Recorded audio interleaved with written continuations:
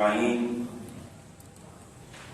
بعد فأعوذ بالله من الشيطان الرجيم بسم الله الرحمن الرحيم اللهم صل وسلم على سيدنا ونبينا ومولانا محمد وعلى آل سيدنا ونبينا ومولانا محمد وبارك وسلم صل عليه الصلاة والسلام عليك يا سيدي يا رسول الله وعلى آلك وأصحابك يا سيدي یا حبیب اللہ۔ حمد و صلات کے بعد سامعین، حاضرین و ناظرین، اللہ رب العزت کا بے حد و بے حساب شکر ہے کہ اس کی توفیق سے ماہ رمضان المبارک میں نماز تراویح میں قرآن حکیم کی سماعت کی سعادت ہمیں نصیب ہو رہی ہے۔ آج نماز تراویح میں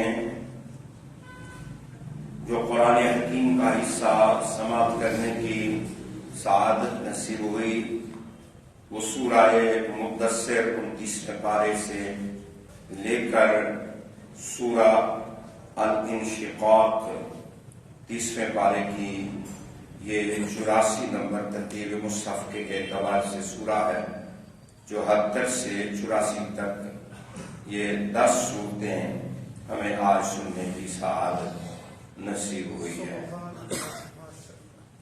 سورہ المدثر یہ قرآن مجید کی ترتیب مصحف میں 74 نمبر سورہ ہے اور نزول کے اعتبار سے یہ 4تھی سورہ ہے۔ اس کی 56 آیات ہیں اور 2 رکوع ہیں۔ یہ مکہ المعظمہ میں نازل ہوئی ہے۔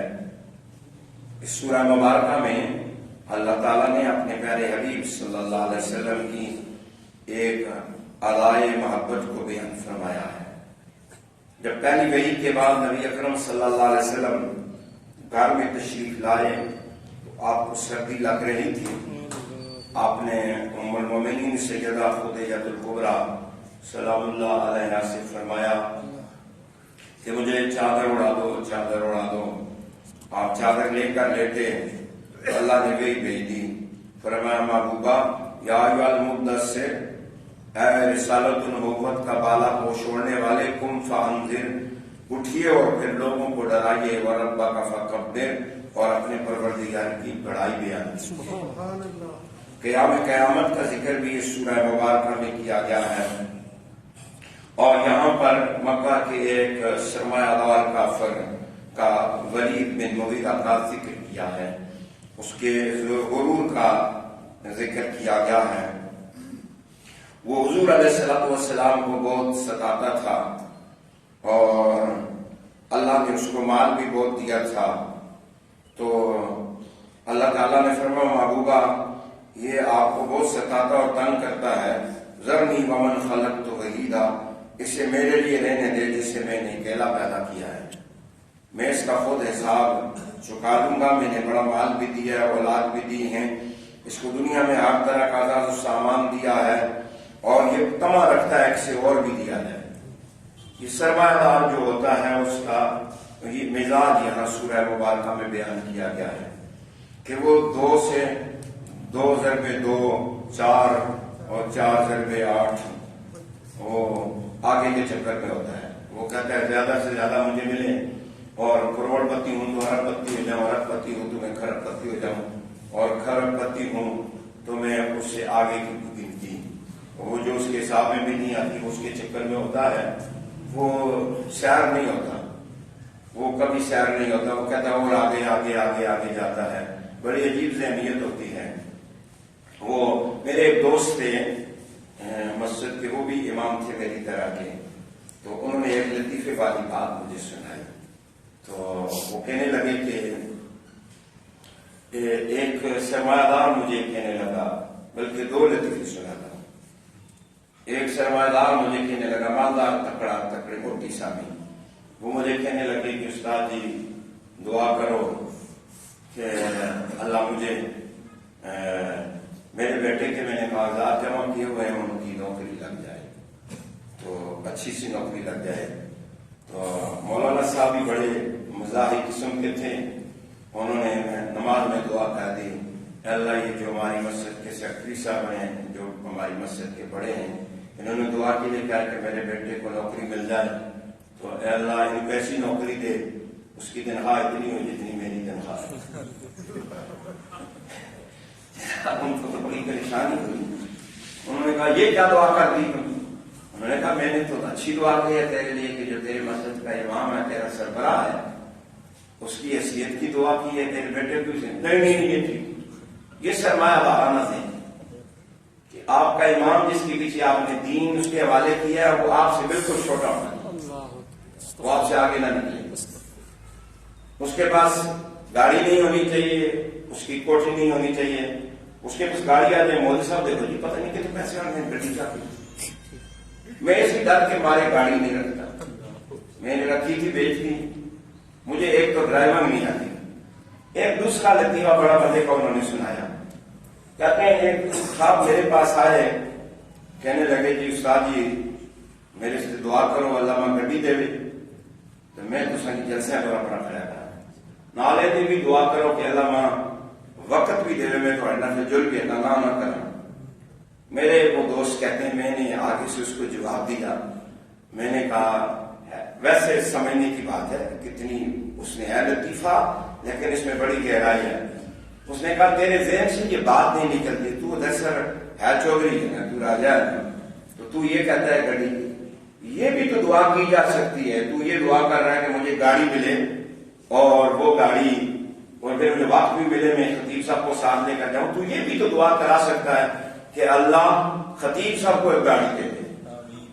تو اپنے کی طرف مانگ رہا ہے اور پھر خطیب صاحب کو اپنے ذہن لگر کر رہا ہے کہ وہ تیرے محتاج ہو اور تو گاڑی لے کر آئے مجھے بٹھا کر لے کر جائیں۔ اور وہ لطیفے کی بات جو اگلی سنانے لگا تھا وہ یہ کہ اس نے اسے کہا اور گل سن سنگیا یہ کہتے میں تیرے اس سے دعا کرنی ہے نا کہ تو گڈی دے بے اور تو پھر گڈی دے تو بال کے مت کھڑے کہ میں تو دیکھنا اس واسطے میں اللہ بڑا دعا کرے اللہ ماں گڈی چاہ دے، اس کو میری جان چھوٹ جائے۔ تو سرمایہ دار 2 سے 4، 4 سے 5، 5 سے 6، 6 سے 7 کے چکروں میں ہوتا ہے، اس کے پاس 2 گاڑیاں ہو تو وہ کہتا ہے تیسری ہو، 3 ہو تو وہ کہتا ہے چوتھی ہو، ایک سے بھی شہر نہیں ہوتا تو وہ اور سے اور گاڑی لیتا ہے۔ تو اس لیے سرمایہ دار جو ہے نا وہ کبھی بھی کسی حال میں وہ غریب بھی ہو جائے ذہن اس کا سرمایہ دار ہوتا ہے، وہ پیسوں والا ہو جائے پھر بھی اس کی ذہنی سطح ادھر ہی رہتی ہے۔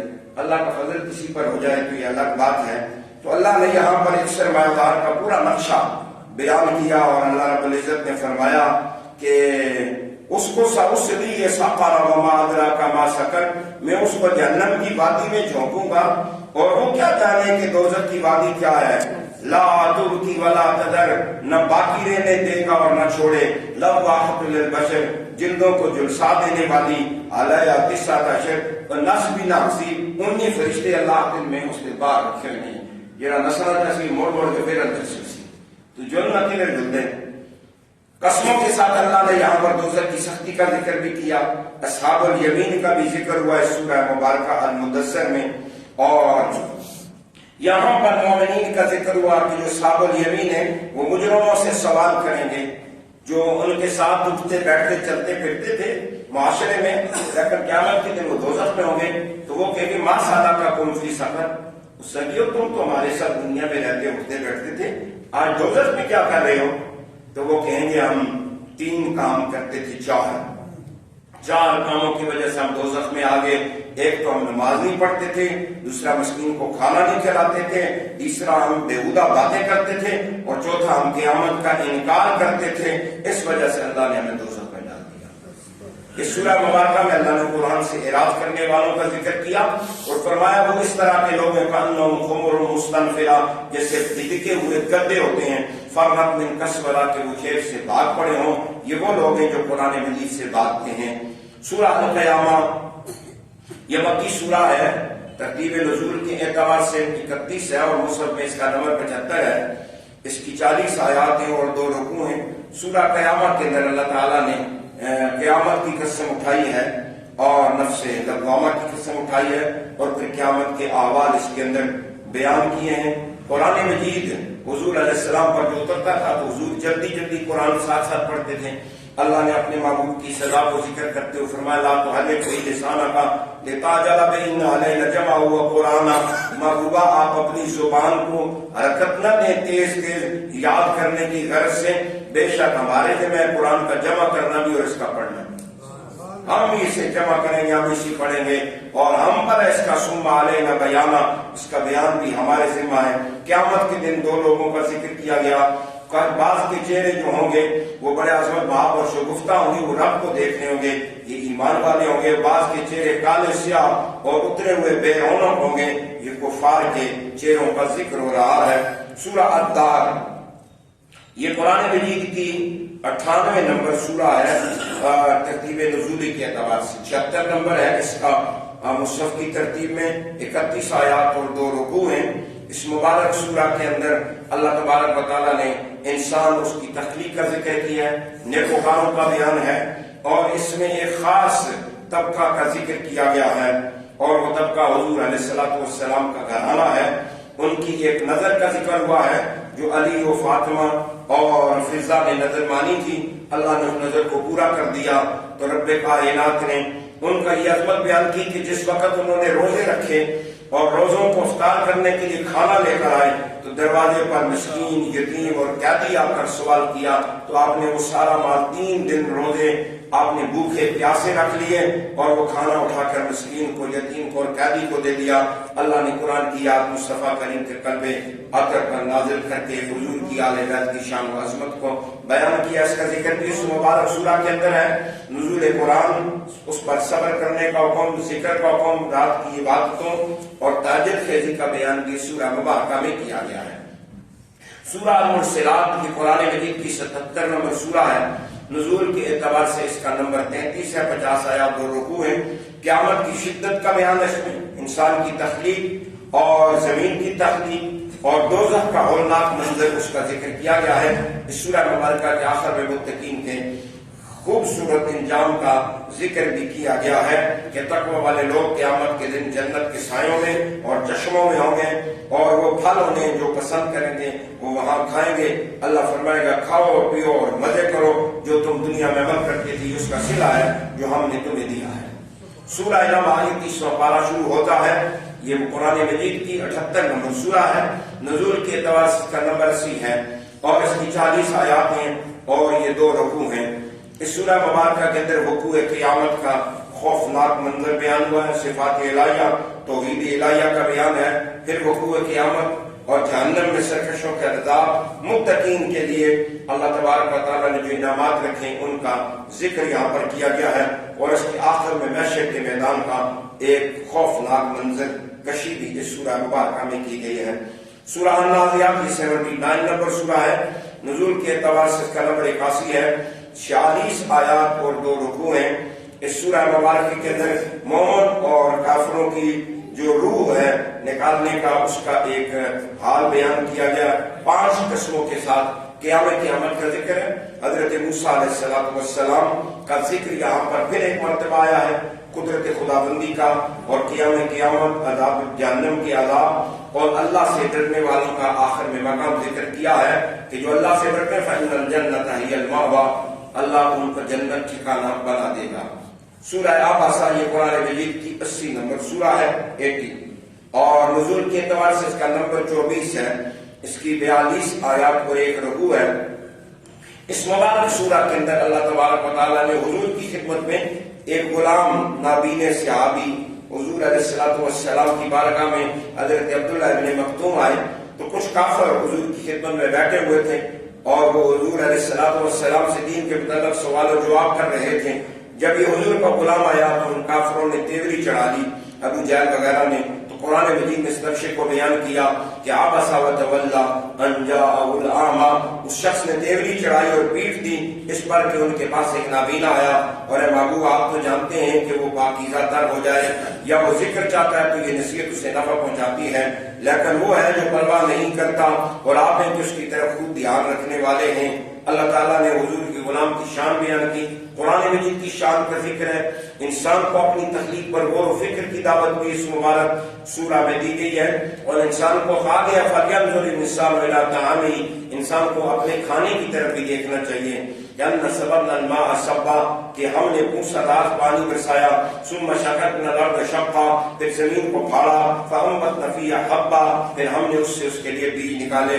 ہم نے انسان کو کھانا کن کن چیزوں سے دیا ہے کبھی اس پر بھی تو غور کرے اور وہ ہماری نعمتوں کا شکر ادا کرے.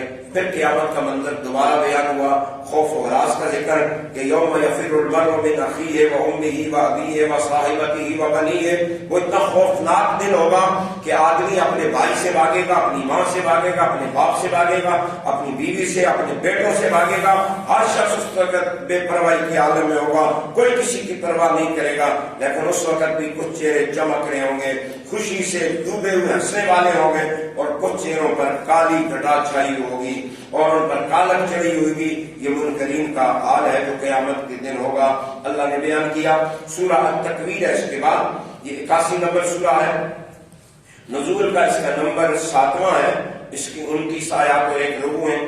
اس میں بھی کوئی رکوع ہے قیامت کے وقت جو کائنات کا حال ہوگا, جس وقت قیامت ہوگا, سورج لپیٹ لیا جائے گا, ستارے بکھر جائیں گے, پہاڑ اکھاڑ دیے جائیں گے, گاون اٹھیاں چھٹی پھریں گی, وحشی جانور جمع ہو جائیں گے, سمندر ابل پڑیں گے, اور جب نفوس ایک دوسرے سے مل جائیں گے, اور پھر قیامت کے دن کا ذکر ہے, نامہ اعمال کے تولنے کا ذکر ہے, اور پھر آخر میں اللہ نے قرآن مجید کی شان اور عظمت اور اپنے حبیب کی عظمت کا بھی ذکر کیا.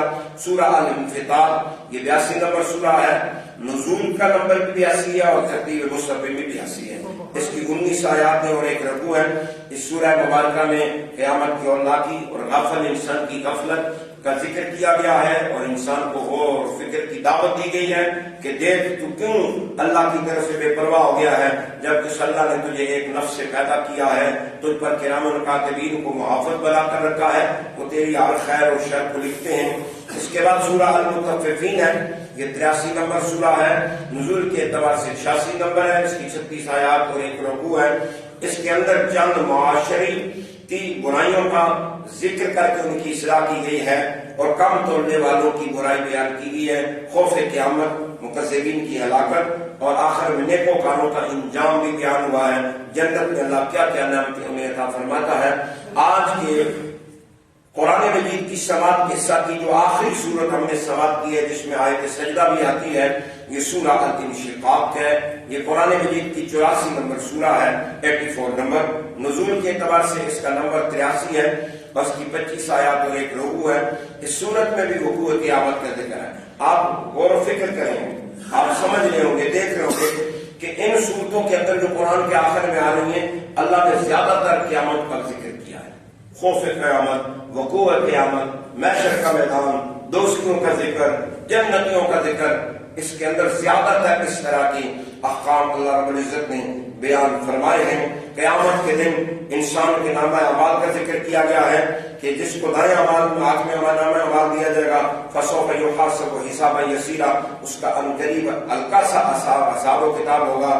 اور جس کو پیٹھ کے پیچھے سے نامہ اعمال دیا جائے گا, فسوف یدعو ثبورا, تو وہ اس وقت موت کی دعا مانگے گا, لیکن اب تو اسے مرنا نہیں ہے, اب اس کا ٹھکانہ دوزخ میں ہے. اور یہاں پر اللہ تبارک و تعالیٰ نے چند قسمیں اٹھا کر اپنی قدرت کاملہ اور حکمت بالغہ کا ذکر فرمایا ہے. کافروں کے لیے عذاب علیم کا ذکر ہے, اور اہل ایمان کے لیے نہ ختم ہونے والے کے اجر کا ذکر فرمایا ہے. رب کائنات مجھے اور آپ کو قرآن پڑھنے, سمجھنے اور اس پر عمل کرنے کی توفیق عطا فرمائے.